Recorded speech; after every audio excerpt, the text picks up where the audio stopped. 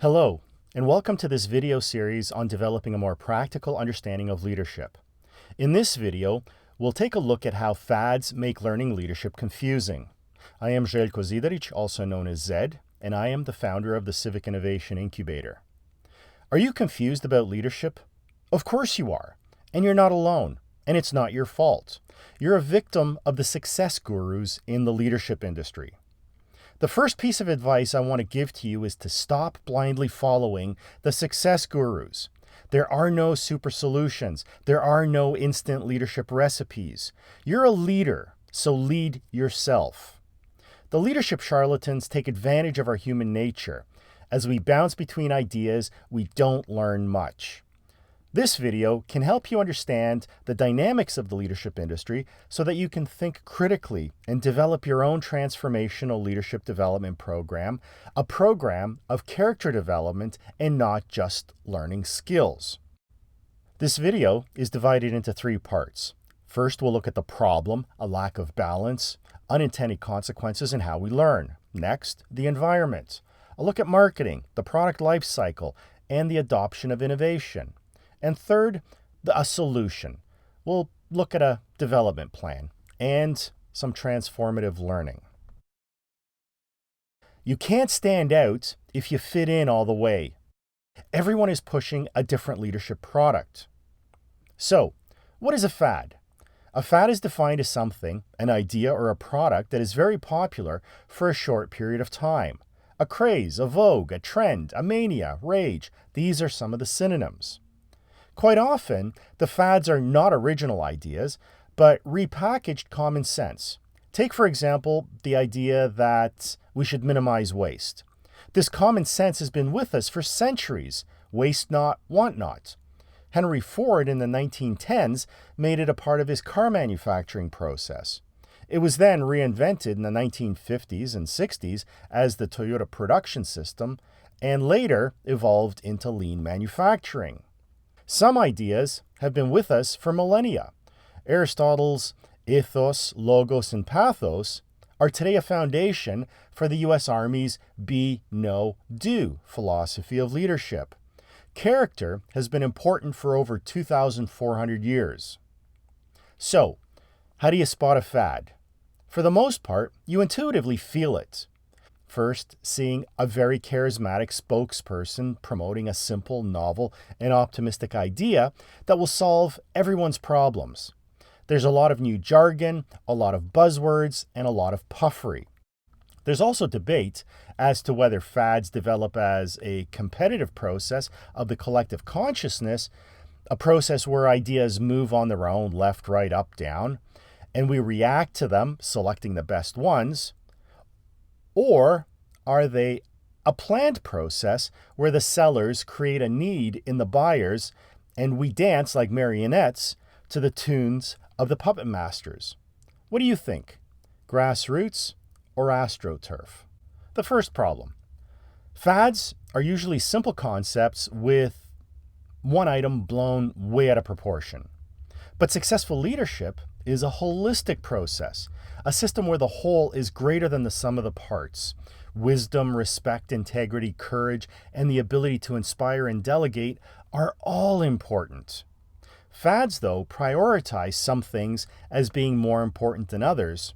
And today we see that the touchy-feely, emotional, intelligent, people-centric ideas are being promoted as being more important than the hard skills of critical thinking and delegation and accountability. The soft skills are fun and hard to measure, while the hard skills are measurable but difficult to do. Maybe critical thinking and delegation, as well as holding people accountable for their responsibilities, should be prioritized as more important today. Maybe credibility should be more important.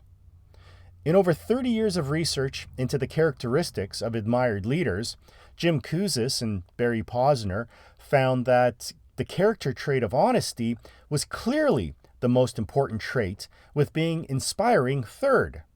The decision-making skills were much more important than the people skills. As the trend goes towards flatter organizations and employees being more empowered, the leaders become more disempowered. The role of the leader decreases. How far do you go towards the empowerment of followers? Being at either end of the extreme is not good. You need to find a golden mean.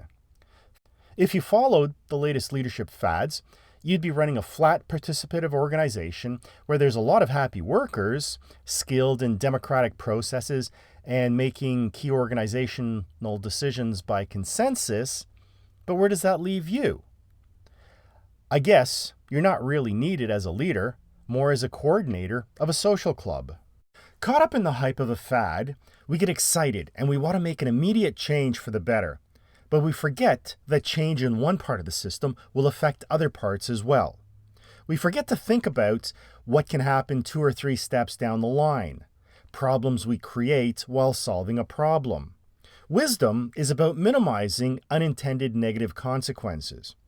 Let me explain the concept a little bit further. A part of our responsibilities of being a leader is to spot problems and fix them. We analyze a problem, call it X, weigh the costs and benefits, and then take deliberate actions to solve that problem. The positive effects on X are easy to predict, but what happens next might not be easy to predict, and it might not happen right away. In the system, X has an effect on Y.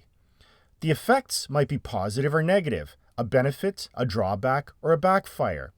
Did you think about that?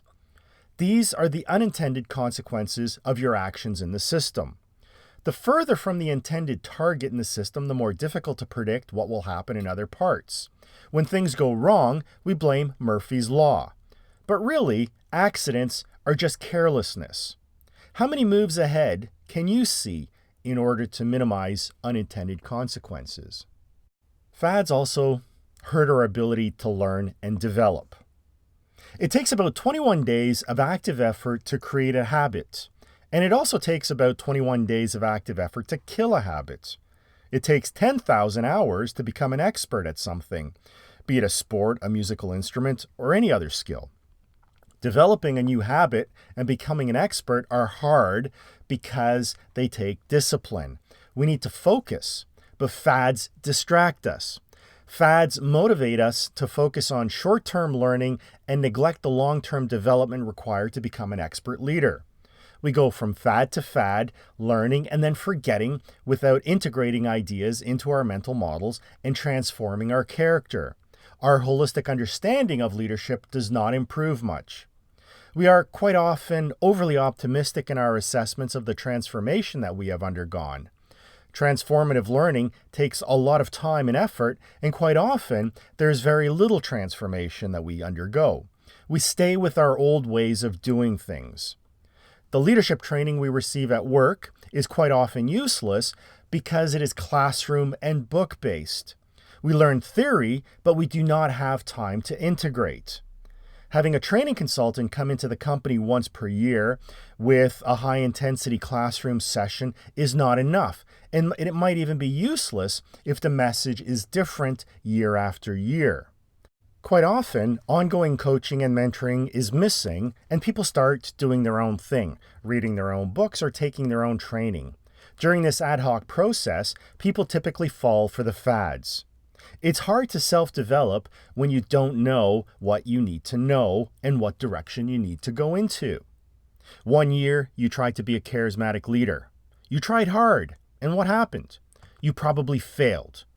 And then you tried to become an authentic leader. Is the new trend to authentic leadership a backlash against the failure of the charismatic leadership fad? Now for a look at the dynamics of the industry. We need teachers. We need exemplars to learn from. But who do we listen to? We have the classics that have survived for thousands of years. For example, Aristotle said, "To find the middle of a circle is not for everyone, but for him who knows." So too, anyone can get angry. That is easy. To give or spend money. But to do this to the right person, to the right extent, at the right time, with the right motives, and in the right way, that is not for everyone, nor is it easy. Wherefore, goodness is both rare and laudable and noble. Then we have the gurus of modern day. We have Tom Peters, famous for In Search of Excellence. Give us wisdom such as, excellent firms don't believe in excellence, only in constant improvement and constant change. Or, unless you walk out into the unknown, the odds of making a profound difference in your life are pretty low. And, the winners of tomorrow will deal proactively with chaos, will look at the chaos per se as the source of market advantage, not as a great problem to be gotten around. If we could have a guru cage match, who would win the intellectual smackdown, Aristotle or Peters? We can't blame the gurus and the charlatans for everything. We, the consumers, need to understand ourselves as well. What motivates us? Why do we do what we do? We, all of us, to one extent or another, seek novelty. We get a dopamine kick and find novelty exciting. We find hope in novelty. New things and new ideas bring new opportunities. We're actually genetically programmed for novelty because it was required for survival. It helps us learn and gives us a competitive advantage. But we get bored quickly, especially when something new catches our eye, and we resist change. What an interesting balancing act. We seek novelty, but we resist change. These individual drives manifest in market patterns, how ideas and products are adopted. There's a concept called the diffusion of innovation and the innovation adoption curve, which illustrates how people adopt new technologies, products, and ideas. There are some people that adopt new things quickly, while others are much slower to adopt. Does dopamine affect the market? Probably. Marketing departments know a lot of psychology and sociology. The adoption process can be looked at in another way, the product life cycle. How many people are buying your product? A process of introduction, growth, maturity, and decline. The risk-taking innovators and early adopters get a dopamine kick out of trying something new. They're followed by the early majority, then the late majority. Last to buy are the laggards. By the time the laggards have bought in, the innovators and early adopters are already on the next new thing. Successful products that are widely adopted are thought of as basic products. These products have a long product life cycle measured in years or decades. Fads are products that have a very short and hype-induced product life cycle, gaining rapid adoption, but also a rapid loss of interest. Fads decline quickly when a new fad comes along. The life cycle of a fad might be measured in months. Fashions or trends have a longer product life cycle, lasting maybe a year or so. A style is a fashion that comes back after a period of hibernation, slightly changed. Some people bounce from fad to fad to fad without building upon an existing foundation. Fad surfing is a problem. How will your team see you if you bounce between leadership styles constantly? Where is the consistency required for credibility? David Amano, when speaking about the spread of ideas via blogs and influence on the internet, developed a concept that he called influence ripples. This is related to what I just spoke about, and here's my explanation of how diffusion of innovation and influence ripples work. Have you ever heard of the term social contagion? Emotional contagion? Contagion is a contagious phenomenon, a cascade event that goes through a population. It's a process where an idea spreads from person to person. Patient zero invents something or provides some sort of a trigger for the contagion. The innovators and the early adopters arrive, start supporting and promoting the new idea. Early adopters take the idea and say, "This is good," thus validating the original thought leader. The early adopters start promoting the idea further, and the credibility of the originator grows. The contagion hits critical mass and achieves mass market adoption. Everyone wants to be a part of the in crowd. They start talking the lingo, pretending to understand the buzzwords. The idea is validated by referent power. The thought leader has high credibility, and by social proof. We like to believe what our friends and colleagues believe. Eventually, a lot of people hold inherited opinions, believing what others believe just because they believe it without understanding why they believe or what the actual foundations of the idea are. A related concept is the Gartner Hype cycle. Gartner Group, a technology consulting company, developed a hype cycle that explains market introduction, adoption, and maturity issues for new products. You've noticed it numerous times. New technology is announced, and there's so much hype, so much buzz associated with the possibilities of the new technology. The hype is actually a part of the sales process, an attempt to catch your attention, an attempt to get earned media and the interest of the early adopters and the innovators that are willing to pay the high price of the new technology. So, how does it work in the leadership industry? First, academic research is written about a discovery or theory. This is the trigger. Someone, maybe the academic, writes a commercial book about how the new idea will revolutionize things. It might become a bestseller. A guru is born.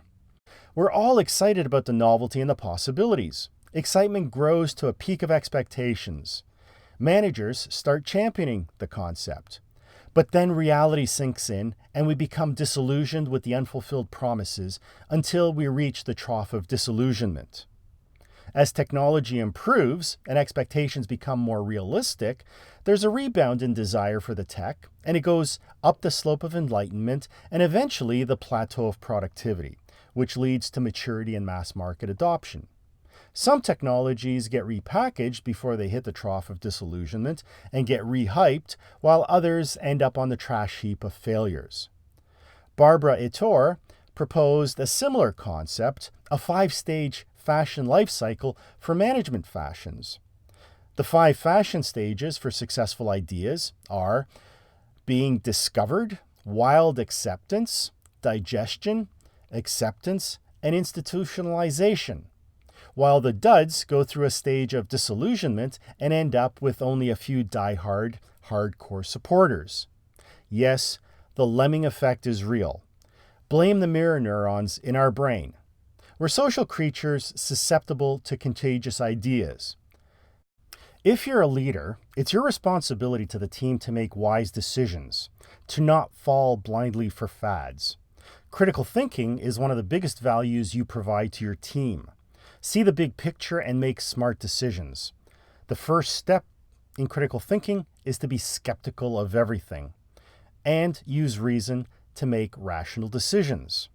It's not enough to believe, but you must understand why you believe.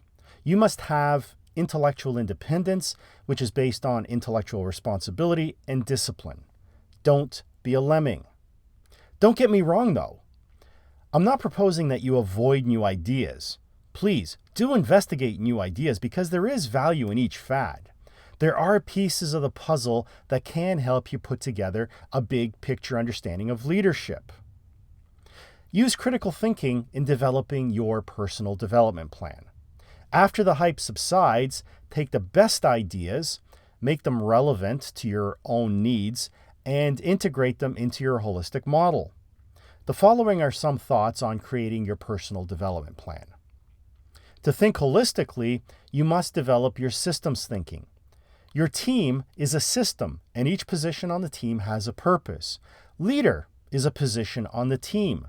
Each person must know and fulfill his responsibilities if you want to have a high-performance team. The purpose for the existence of any team is a goal. What is it that we seek to achieve? Every team exists for a specific goal, and our desire is to win. What is your goal? What's your purpose for existence? As a leader, you need to understand the dynamics that occur inside and outside of the team. You need to be a master of the rules of the game. The market dynamics, defining and analyzing problems, generating and analyzing solutions, and then selecting the best one. That is where vision comes from. You need to understand organizational behavior. Human nature and interactions are quite complex and unpredictable sometimes.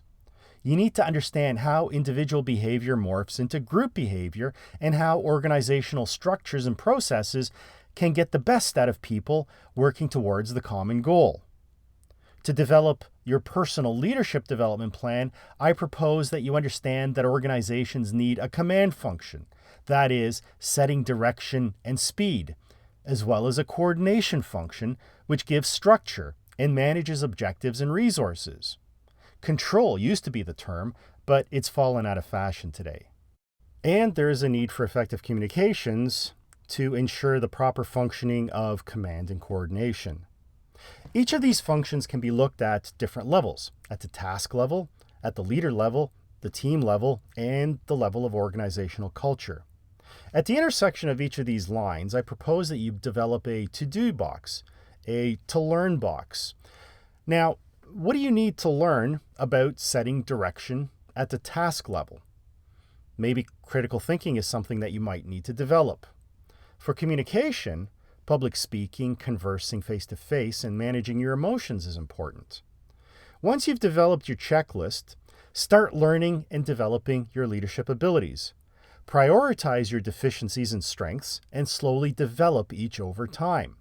Each fad will help you tick off one box in your development checklist.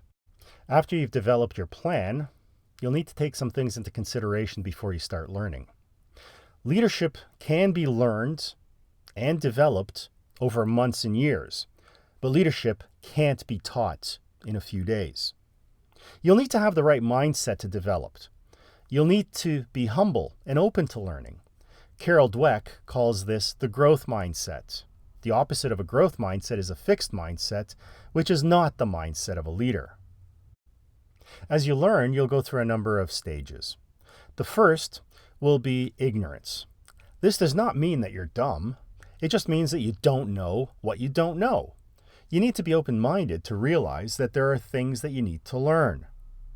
Once you've taken the first step to exploration, you enter the awareness state. You start learning. The next stage is understanding. You know what you have to do, but you have to consciously think about what you're doing. You follow rules and processes. The fourth stage is the proficiency stage, where you get so good at what you're doing that you don't even think about the process anymore. You just do it. You're good, but you don't know why. A similar model, the Dreyfus model of skills development, takes us on a similar 5-stage process. We progress from novice to beginner, attain competence and proficiency, and eventually become experts. When we're new at something, we follow rules. As we start to understand what's happening, as we gain experience, our black and white rules turn into guidelines for specific types of situations, then models, and eventually principles. As we become experts, we depend more on our intuition, our subconscious processing. There are no shortcuts. You need to put in real effort. You might become competent in 3,000 hours. That's only 250 waking days. But you won't learn anything if you're superficially fad surfing. How many people do you know that can say all the right buzzwords but have no in-depth understanding of what the buzzwords mean and what concepts they stand for? These people will never be good leaders because they will never have credibility. To summarize, the main takeaways from this presentation: learn from the fads as they pop up. There is value in each fad, but take each fad with a grain of salt. Don't make radical direction changes with each fad or each book that you read. Create your own long-term development plan based on your needs. Understand yourself. Develop your own ideas and your own way of doing things to be the leader that you need to be, comfortable and confident in what you're doing. You will not be confident if you're playing something that you're not. Guiding principles in life and leadership: be proactive, be disciplined, maintain perseverance. It's all a matter of character, not personality. I hope that you found this presentation useful. If you have any ideas for improvements, please let me know. Send me an email at zederic@gmail.com. I look forward to hearing from you.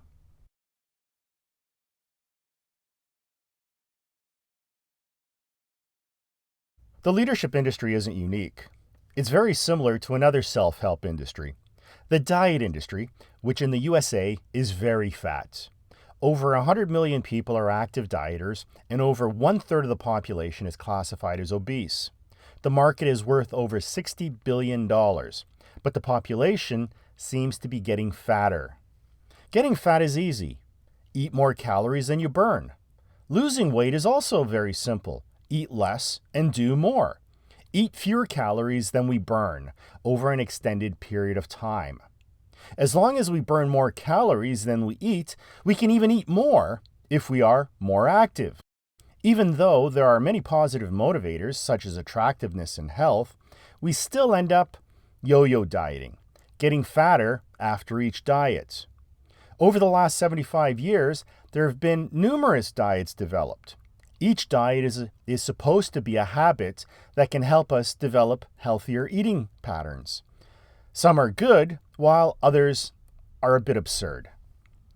Weight loss takes time and discipline, but we live in an age of instant gratification, and so there's a huge magic pill industry. Magic pills are easier to swallow than discipline and hard work. There's little to no clinical proof that they work, but people spend lots of money on easy hope. This might be politically incorrect, but I think that it's the truth. I know because I'm fat. I hate exercise and I like to eat. A healthy lifestyle requires character and discipline. Many people lack the commitment and discipline required to make the necessary lifestyle changes. A lack of character is the cause for failed diets and unhealthy lifestyles. Leadership is also a character issue. You succeed or fail based on character.